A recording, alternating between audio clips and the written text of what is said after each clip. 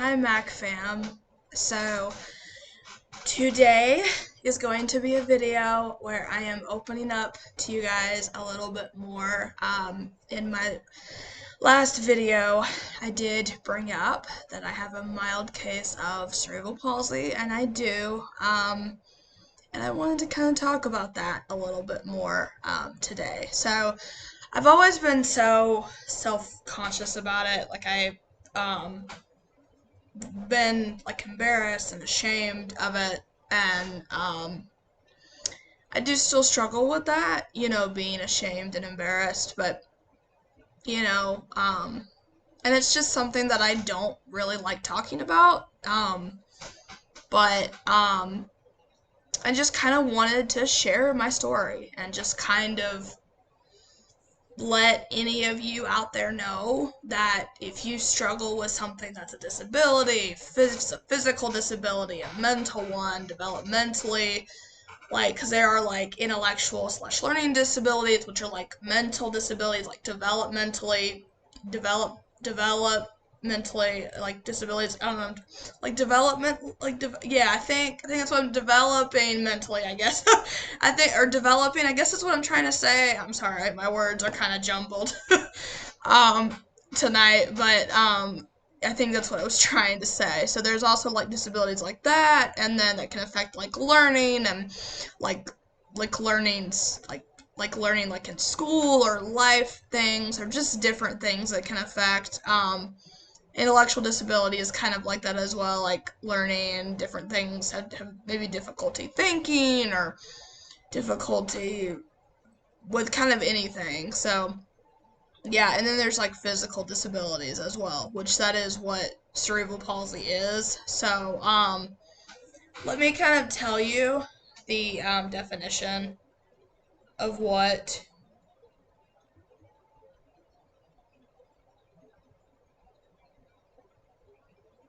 Hang on just a second.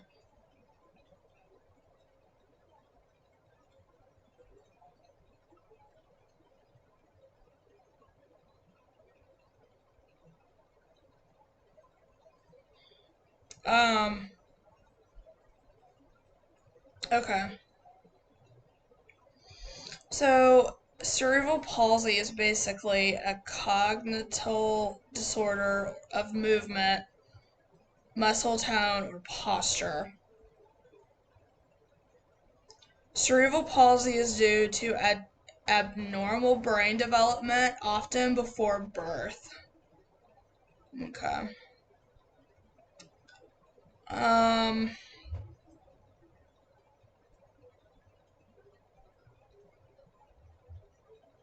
I think that's what it says. So, um, basically, it kind of affects muscle tone, movement. When I was like 18 months as a baby, I couldn't smile. Not because I wasn't a happy baby, just because the muscles in my face, like smiling, I couldn't do that just because I had cerebral palsy. And so at like 18 months, I was diagnosed with that, and I was immediately put in physical therapy. So physical therapy helped me with talking and walking normally, and being able to feed myself, being able to walk normally, because when I was younger, I couldn't really talk. I couldn't really feed myself. I literally was walking on my tippy toes. I did not walk normally. And so, because I was put in physical therapy at such an early age, it helped me. Because now I can talk normally. Now I can feed myself. I can take care of myself. I can run. I can walk. Um, I don't walk on my tippy toes anymore. I walk normally. So physical therapy really helped me a lot. And then also, when I was a lot younger, I was put in like daycare and like school and like preschool throughout the day. And that helped me because when I was younger, I didn't really want to eat certain foods or some foods. I didn't really want to eat or feed myself. And so, since I was around other kids from an early age, I was like, oh, these kids are feeding themselves. Oh, these kids are eating. So I wanted to do that too. And so that helped me. Being around other kids that were eating, that helped me. That's what my mom told me. But yeah. And I didn't know that. But yeah. And so seeing those kids eating and being around them, that helped me want to eat and to like feed myself. And so that was pretty cool that my peers or classmates, whatever, from an early age kind of helped me, want to be able to eat food. So yeah. So yeah, I've come a long way, but I do still have a mild case of it today. So basically, I still have like muscle tone in different areas, kind of all over my body that are weaker than others. My hand, for example, sometimes I struggle with opening things or different things like that. I can usually use my hands. I remember too, even now sometimes, if like for example, like English class, when I was taking English, especially by the time I got to high school and you had to write essays, when I had to write an essay out on a piece of paper, my hands would get tired, they would start to cramp, they would hurt. And that's just because of the muscle tone in my hands. I get tired a little easier when I was writing, and then when I would like type, like I remember English too, sometimes having to type on a computer, write those essays, you know, um, and my hands would get tired. So basically, I would just stretch my hands, I would kind of move them around, kind of take a little bit of a break, and then I would get right back on to writing my essay and finishing it. So I did have to take those breaks every now and then, but then I would get right back onto it. So yeah. I'm not very coordinated, so you're not gonna see me do backflip on the grass or handstand. Probably not. No, I can't really do stuff like that. Um, and I sometimes struggle with like steep things. So like going up like steep stairs, I can do stairs, but sometimes if it's like very steep, I have to either hang on to the rail or hold on to like somebody's hand to help me so I don't fall. Um, or I sometimes have to take like an elevator or a ramp, or a sidewalk or something just because I'm not very coordinated, and steep things sometimes I struggle with. Like I've tried to do different hikes before, and if the hike gets way too steep, I usually can't do it. So, because I'm not very good with like coordination and also like steep things. Like I can do a hike if it's like flat all the way. If it's just a flat hike, a flat walk, yeah, I can do that. But if you gotta climb up like rocks, mountains, of course I'm not doing that. But I can't. If it's like if there's like a steep hill or kind of something that's like extremely steep, I usually can't do that. So yeah. So that's just kind of the other thing as well. Is I can't really do steep things. I'm not very coordinated. um, but yeah. I mean, I can every now and then. Like this is different. You're not gonna see me do a hand flip, or like a back flip. I mean, or a front flip, or a handstand on the grass on the sidewalk. No, I can't do that because I'm not coordinated. But I usually can do a handstand in the pool. Now that's different because you're in the pool, it's like pool water. So, I think you weigh less, maybe? Do you, like in a pool? Do you weigh less in a pool or something? I don't know, but usually I can sometimes do like handstands in a pool, or flips, like a front flip, back flip. Usually front flip.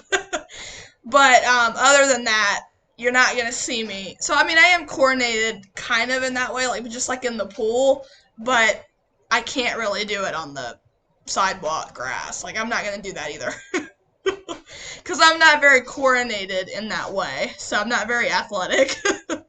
um, but yeah.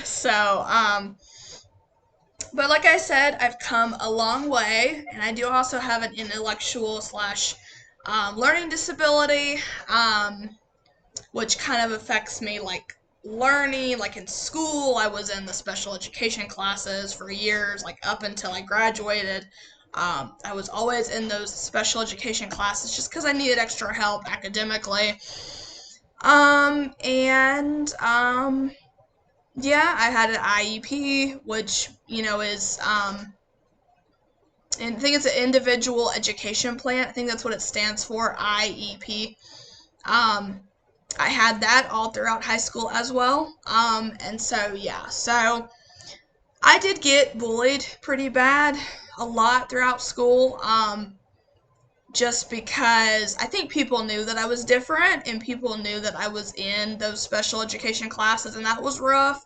Um, it's hard to be judged and bullied and picked on because of that, and it really did affect me, and even today I don't have many friends, but a lot throughout school as well, I didn't have really good friends. I dealt with a lot of bullying and picking and just fake friends too. And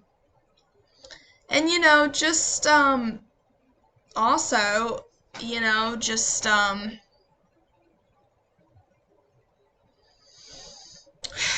what was I gonna say? Yeah, so people were and like girl drama. I dealt with so much girl drama too, so and then, too, people just were not always the kindest to me in school. So even now, sometimes as like a young adult, people are not very kind. But you know, yeah. So, but the bullying did get pretty bad in school, and it did affect me. I think it does still affect me today some, but I'm getting older and just growing up a little bit too. So yeah. But yeah, so this is why I was scared for years to tell all of you, and I think I am still a little scared and anxious to share this, but I want other people to know that you're not alone. If you struggle with something like this, you're not alone, and it's okay, and you're not alone. And I want all of us, the world would be such a kinder place if we didn't judge everybody, It would be such a kinder place. So please be kind to me about this sharing, but you guys have always been kind to me, and so I feel like you guys will be kind to me about this as well.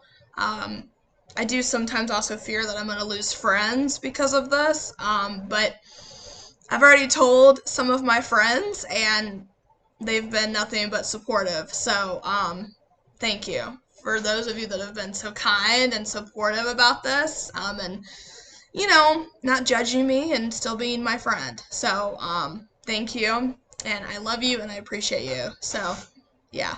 But I do honestly worry sometimes about people judging me about this and losing friends because of it, because I have. I have lost friends because of this. Same thing with like my mental health, because I've talked about my anxiety and depression before too.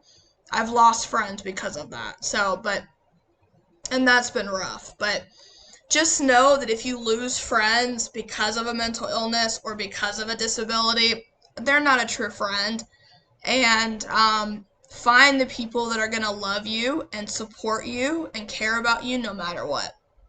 And who are never going to judge you.